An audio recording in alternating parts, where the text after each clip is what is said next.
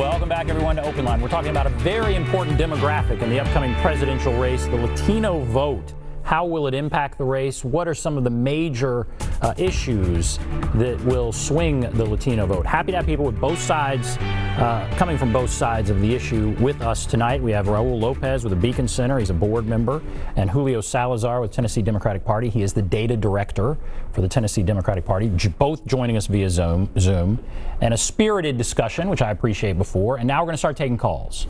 So let's go to Lucy. Lucy, hello. Hey, y'all. Well, I'm going to have to weigh in because, I'm a white person and we know everything. So I'm sorry. I think I disagree with both of you gentlemen when you talk about what Trump said when he came down the golden escalator that day. If I remember correctly, he said that Mexicans were rapists and murderers, not rapists and criminals, rapists and murderers. Now, I know a lot of hard-working Hispanic people here in Nashville, and I've met them across this country. And I'm pretty sure some of them probably weren't here legally, but they were far from rapists and murderers, and that offended me on a moral ground. So if you pray with Mr. Trump there, Mr. Libertarian, good for you. Click your heels and see if the flying monkeys appear. But what I want to say to this gentleman here from the Libertarian Party, the Libertarians were on Mr. Hall's show a couple of weeks ago. It seems like y'all have shape-shifted your tune a little bit here. Now you want everybody to vote for Trump. I think this whole presentation here from the Libertarian Party is to split off the vote. So Mr. Trump will win, and that fiasco a couple of weeks ago was evident to me. And when it comes down to the Libertarian Party, y'all have changed your name so many times over the years. I think either you need to go to like the UT Party, as in Uncle Tom, or maybe back to the original name, the East Indian Company. All right, well, let's talk about, all right, she's saying you're libertarian. I guess because you're with the Beacon Center. I guess where do you come down on that? I'm a Republican. Always voted Republican since I was old enough to vote back in 1980.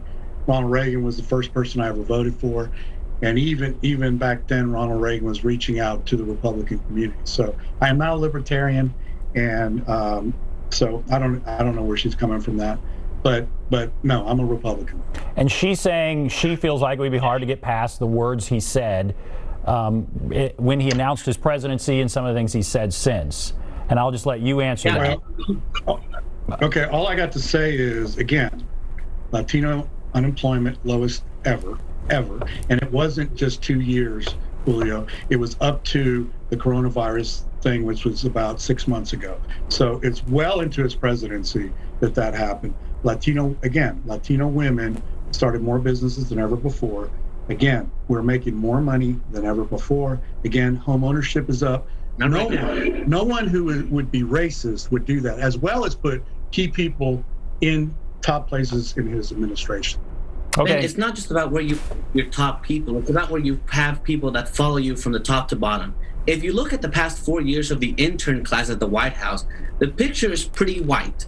If you look at 8 years of the Obama-Biden administration, who they gave advantage to, not just at the top of their positions in the White House and the West Wing, but who they hired, it was immigrants, it was Latinos. What they did. Unemployment was high for Latinos. It wasn't nearly what it is now. Home ownership was not nearly. More of us were on food stamps. We had no future. So, again, the Democrat Party, Biden been around for 40 some years. He has, and the last 8 years with Obama did absolutely nothing for our community.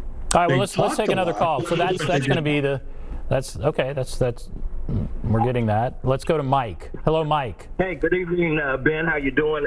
Good evening to both of your guests. The guy on the bottom screen there, he's totally off. First of all, The Economist magazine has already said that President Trump, who boasts about the greatest economy of all time, is actually not true. But nobody ever questions what he says. They just let him divert, and he crawls out of these situations where he knows he's wrong. First of all, there's 5 million Puerto Ricans in general that we have currently in the world. San Juan, Puerto Ricans, Bayamon, Puerto Ricans, Orlando, Puerto Ricans, South Bronx, Puerto Ricans, Jersey City, Jersey, and the Puerto Ricans don't all think alike. They're not monolithic. But you to say the Latin community is more concerned about this than that makes you look very ignorant, because all Latinos are not the same, whether they're Mexican, Cuban, Puerto Rican, or whatever. Okay? Third of all, President Obama did the best thing you could ever do for the Latino American population, and that's give them a chance to make a success in America and provide for families and get an education so that can help produce a better America. So for you to say that, that's like for people to say all black people are the same. I'm Afro-Latino, okay? So my dad was black, my mom's Puerto Rican. So it's nothing you can tell me what you're saying is right when I know different. And I agree with the guy on the top part of your visual right there. And that's all I have to say. Thanks. Okay. And part of that may have been the way I framed the question. I'm speaking generally, but it is a more nuanced thing. But I'll let you to respond. He's talking about you, Raul. What do you want to say there? Well, I never said, or I would never say we all think alike. In fact, if anybody ever said that, it was Biden about the African American community. So I would never say that. All I've got to say is what I read in polls, and that's the economy and education is the top two concerns. So that's all I got to go by. But I would never say we all speak alike. But not only Hispanics, but anybody is concerned about the economy and their family. That's a no-brainer. And again, I go back to Obama, Biden were presidents for 8 years, and nothing happened.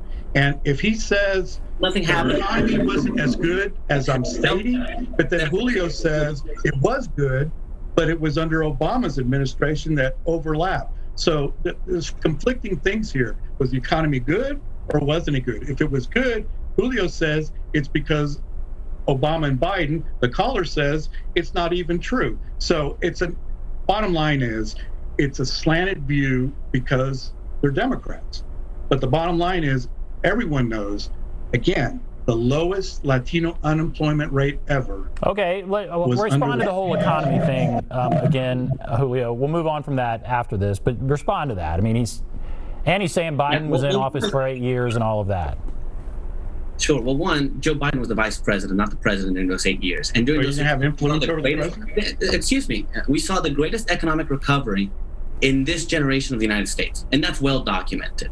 What happened in these past 4 years is that economy that was rebounded after the Great Recession collapsing because of a president who refused to listen to the scientists, who refused to listen to the facts, and who bungled an economy that was at its highest point. And look, the unemployment rate is a very, very misgiving way to look at something, because it doesn't take into fact the people who have stopped looking for jobs because there are none. It doesn't take into account undocumented people who work in this country, because you and I both know, and Ben, you know, that undocumented people aren't here riding the welfare check. They're here working hard at jobs that Americans don't want.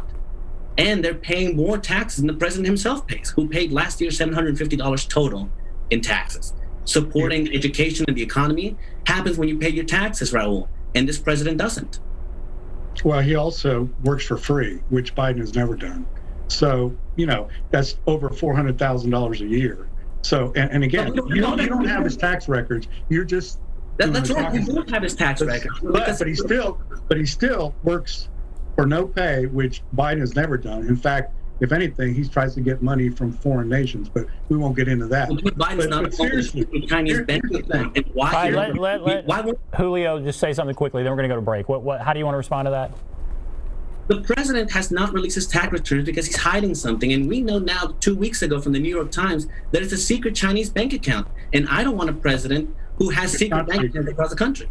Well, I don't want a president that has a secret laptop that won't release it. And see, well, you're shaking your head no, but that's very well documented too. From Tucker Carlson, I'm talking about the New York Times and the economy. But meanwhile, he is working for free, and I don't think Biden has ever worked for free, has he?